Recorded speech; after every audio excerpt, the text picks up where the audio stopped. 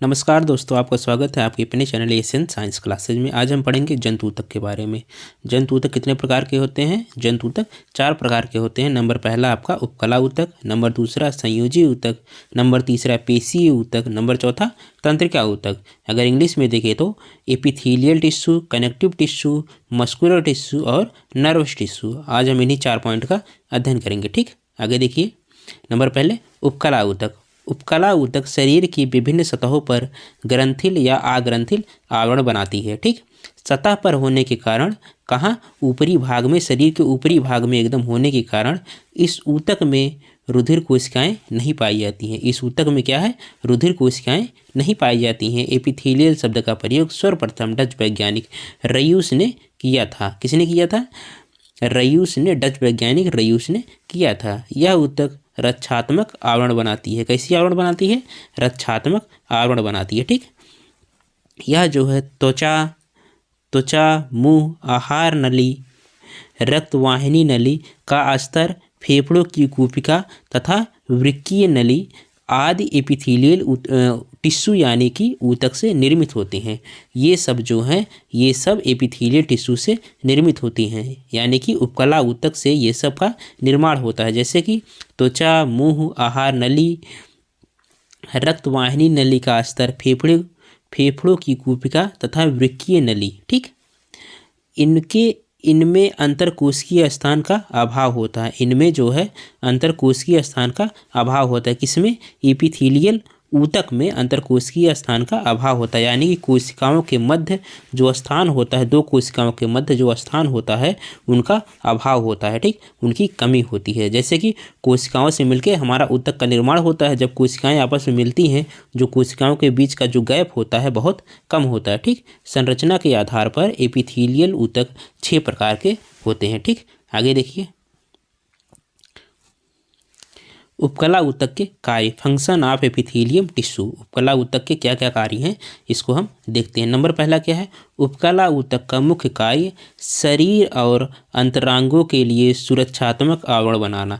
शरीर के लिए सुरक्षात्मक आवरण बनाना, और जो हमारे आंतरिक अंग हैं, जो हमारे आंतरिक अंग हैं, उनके लिए सुरक्षात्मक आवरण बनाना। ठीक, जो शरीर के आंतरिक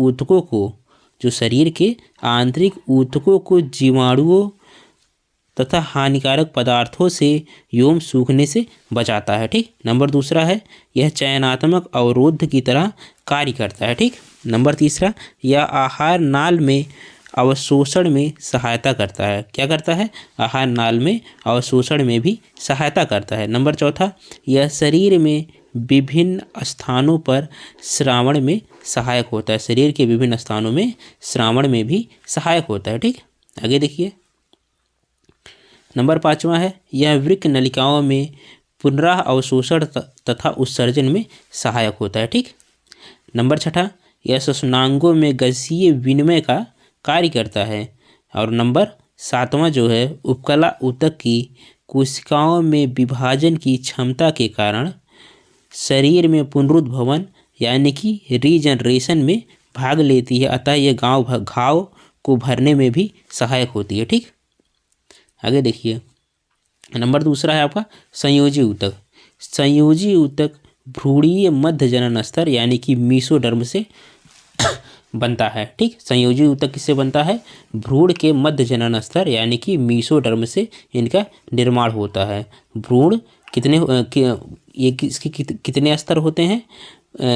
इसके 3 स्तर। ठीक, एक्टोडर्म, मीसोडर्म और एंडोडर्म। और संयोजी ऊतक का निर्माण किससे होता है? मीसोडर्म से, मध्य जनन स्तर से होता है। ठीक, यह शरीर का लगभग 30% भाग बनाता है। शरीर का कितना भाग बनाता है? 30% भाग बनाता है। ठीक, ये ऊतक शरीर के सभी अंगों तथा अंग तंत्रों के मध्य फैले होते हैं। कौन से ऊतक? संयोजी ऊतक जो है शरीर के सभी अंगों तथा अंग तंत्रों के मध्य फैले होते हैं। इनका कार्य अंगों को सहारा देना होता है। अंगों को सहारा देना। ठीक, अंगों को सहारा कौन देता है? जैसे कि हमारी हड्डियां हैं। ठीक, हड्डियां भी हमारी संयोजी ऊतक की बनी होती हैं। अंगों को अवरित्र करके उनकी सुरक्षा करना एवं उन्हें परस्पर बांधे रखना। ठीक, उन्हें परस्पर बांधे रखना। ठीक, संयोजी ऊतक के प्रकार, टाइप ऑफ कनेक्टिव टिश्यू। आधार द्रव्य एवं तंतुओं की संरचना के आधार पर संयोजी ऊतक को निम्नलिखित 3 श्रेणियों में बांटा गया है। ठीक, नंबर पहला क्या है? संवाहनी या तरल संयोजी ऊतक। नंबर पहला है संवाहनी या तरल संयोजी ऊतक, जिनमें हमारा क्या आता है? जिनमें हमारा ब्लड आता है। ठीक, ब्लड भी हमारा संयोजी ऊतक है, कनेक्टिव टिश्यू है। ठीक, नंबर दूसरा है कंकालीय संयोजी ऊतक। इसमें क्या क्या आता है? हमारी उपास्थि आती है और दूसरा अस्थि आती है, यानी कि कार्टिलेज और बोन। कार्टिलेज जैसे हमारा कान जो बना होता है वो कार्टिलेज का बना होता है। ये हड्डी नुमा जो आपको दिख रही है, ये जो बहुत लचीली हड्डी है इसे हम कार्टिलेज कहते हैं। ठीक, और ये जो एकदम मजबूत हड्डी है इसे हम बोन कहते हैं। ठीक, कंकाली संयोजी ऊतक 2 प्रकार के होते हैं। नंबर पहला उपास्थि, नंबर दूसरा अस्थि। ठीक, आगे देखिए, नंबर तीसरा है हमारा वास्तविक संयोजी ऊतक, प्रॉपर कनेक्टिव टिश्यू। संयोजी ऊतक कितने प्रकार के हैं? 3 प्रकार के। नंबर पहला है संवाहनी या तरल संयोजी ऊतक, नंबर दूसरा कंकाली संयोजी ऊतक, नंबर तीसरा है वास्तविक संयोजी ऊतक। ठीक, इस प्रकार के संयोजी ऊतकों का मुख्य कार्य अंगों को परस्पर बांधे रखना। ठीक, इनका कार्य क्या है? अंगों को परस्पर बांधे रखना। जैसे ये गोंद टाइप का कार्य करती है। ठीक, कैसे? गोंद यानी कि अंगों को चिपका के रखती हैं, एक दूसरे को चिपका के रखती है, बांध के रखती है, उनके बीच का स्थान भरना। ठीक, अंगों के बीच का स्थान भरना। इनका आधार द्रव्य तरल या अर्ध तरल होता है। इनका आधार द्रव्य जो है, इनका जो पदार्थ होता है, यह तरल या अर्ध तरल होता है, या पूरा तरल होता है या आधा तरल, यानी कि लगभग ठोस टाइप का होता है, लेकिन ज़्यादा ठोस भी नहीं होता। ठीक, संयोजी ऊतक के कार्य। नंबर पहला क्या है? संयोजी ऊतक सपोर्ट का कार्य करता है। क्या करता है? हमें सपोर्ट प्रदान करता है, हमारे शरीर को सपोर्ट प्रदान करता है। जैसे हड्डियां क्या है? हमें सपोर्ट प्रदान करती है। ठीक, उसी प्रकार हमारा ब्लड भी है। ब्लड क्या करता है? हमें ब्लड जो है हमारे पूरे शरीर में भोज्य पदार्थों को पहुंचाता है तथा ऑक्सीजन को भी पहुंचाता है और कार्बन डाइऑक्साइड को बाहर निकालता है। ठीक, ब्लड के थ्रू ही हमारे कोशिकाओं से कार्बन डाइऑक्साइड ब्लड के थ्रू हमारे फेफड़ों में आती है, उसके बाद बाहर निकाल दी जाती है। ठीक, नंबर दूसरा क्या है? ये रासायनिक पदार्थों का संग्रह और संवहन भी करते हैं। रासायनिक पदार्थ का संग्रह और संवहन भी करते हैं। जैसे संग्रह कौन करता है? ब्लड करता है। ठीक, ब्लड करता है, और दूसरी क्या है? वास्तविक संयोजी ऊतक भी करती है। ठीक, ये अंतरांगों एवं ऊतकों को लोच और दृढ़ता प्रदान करते हैं। लोच कौन प्रदान करता है? लोच जो है कार्टिलेज यानी कि उपास्थि प्रदान करती है, और दृढ़ता यानी कि बोन, हड्डियां प्रदान करती हैं। ठीक, आगे देखिए, नंबर 5वां, ये शरीर में विभिन्न प्रकार के पदार्थों का परिवहन करते हैं। शरीर में विभिन्न प्रकार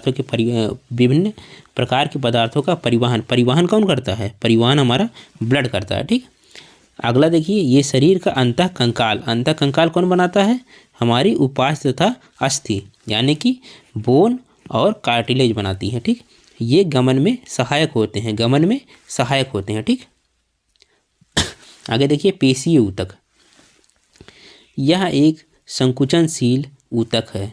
पेशीय ऊतक कैसी ऊतक है? संकुचनशील ऊतक है, जिसकी कोशिकाएं लंबी तंतुओं के रूप में होती हैं। ठीक, पेशीय ऊतक की उत्पत्ति भ्रूण के मध्य जनन स्तर मीसोडर्म से होता है। इसकी उत्पत्ति भी भ्रूण के मध्य जनन स्तर के मीसोडर्म से होता है। ठीक, जैसे ये हमारा भ्रूण है, इसमें 3 स्तर होते हैं, 1 स्तर, 2 स्तर और 3 स्तर। ये जो बीच का स्तर है इसे हम मीसोडर्म कहते हैं। ठीक, और ये जो बाहरी स्तर है इसे एक्टोडर्म, और ये जो एकदम अंदर का स्तर है इसे हम एंडोडर्म कहते हैं। तो पेशीय ऊतक का निर्माण भी मीसोडर्म से होता है, और संयोजी ऊतक का निर्माण भी मीसोडर्म से होता है। ठीक, इन कोशिकाओं के भीतर पाए जाने वाला तरल पेशीय द्रव्य या सार्कोप्लाज्मा कहलाता है। ठीक, इनकी कोशिकाओं में पाए जाने वाला तरल पेशीय द्रव्य या सार्कोप्लाज्मा कहलाता है।